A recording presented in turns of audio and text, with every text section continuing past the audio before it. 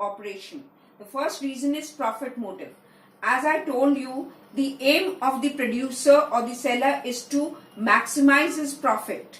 When the price of the good increases, the seller is ready to sell more because there is no change in the cost. So the profit margin increases. That is why he is ready to sell more of the good at a higher price and less of the good at a lower price, because if the price is lower, then his profit margin falls, cost remaining constant.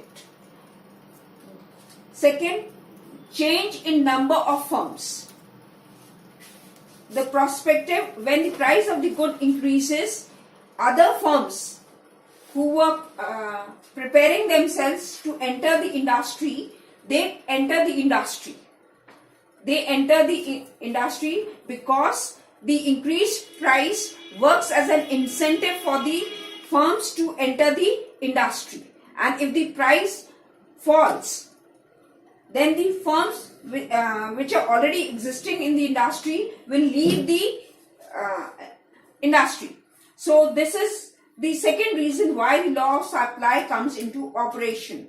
And third, change in stock. As I told you all, that supply is a part of stock. Stock is the total quantity of a commodity available with the sellers in the market at a particular point of time.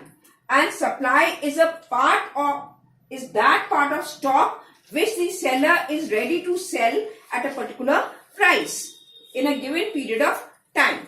So when the price of the good increases, the seller wants to sell more of his good, more quantity of his good.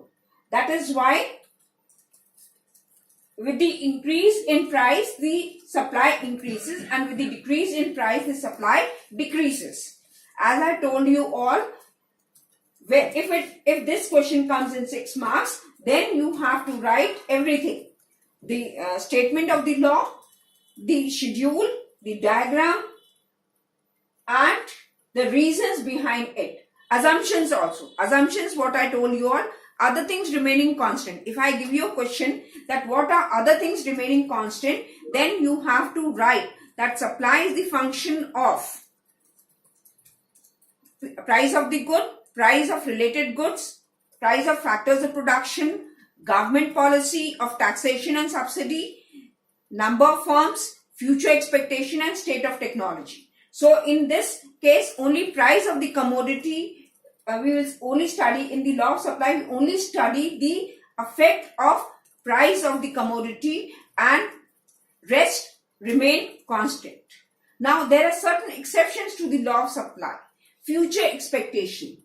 Now, as I told you all, if the seller is expecting the price to change in future, then he may increase or decrease his supply. He may increase or decrease his supply. Then agricultural goods. Agricultural goods, basically in India, we are still dependent on the rainfall for agricultural products. Now, if there is a good rainfall, then we have a good harvest. So naturally, we cannot store so much of agricultural product. So the seller will be ready to sell at a lower price also. Now in case of onions, I heard that in 2018, 17 or 18, there was a bumper crop of onions and people were not even able to cover their cost. So what they did, instead of selling it in the market, in Nagpur, they put it on the roads and people were coming and picking it up and taking it, or either that was crushed by the trucks or whatever vehicle was moving from that road. So this is what happens. Perishable goods. Now perishable goods, you all know, which don't have a lifespan they cannot survive for 2-3 days. So perishable goods. For example, all the green vegetables. They don't have a lifespan of 2-3 days. They will perish within 1 day. So what happens? Normally आपने देखा होगा कुछ कुछ के parents है ना शाम को ही सब्जी लेने जाते हैं. क्यों लेने जाते हैं? क्योंकि शाम को कुछ ऐसी चीजें हैं जो वेजिटेबल हॉकर्स जो हैं वो बेचने की कोशिश करते हैं कि ये बिक जाए, हमारी कम से कम जो हमारी लागत लगी है वो तो कवर हो जाए, भले इन प्रॉफिट नहीं मिले. सो इन दी सब्जी हमेशा ये पेरेंट्स के या हमारे भी दिमाग में ये बना रहता है कि सब्जी सस्ती होगी शाम को, इसलिए हम सब्जी शाम को ही खरीदेंगे. Next, rare articles. Now see in the case of Mona Lisa की जो पेंटिंग है, मोनालिसा की जो पेंटिंग है, it is a rare article. Even if the price rises in crores, billions, trillions, then also we cannot produce a duplicate of Mona Lisa's painting. So that is a rare article. Then backward countries. Even in backward countries, we cannot set a combination between the demand and the production. Why? Because here in backward countries, we do not have a provision to increase our production or increase our resources according to the demand for the good. Even if the price rises, we do not know how, we do not have the technology.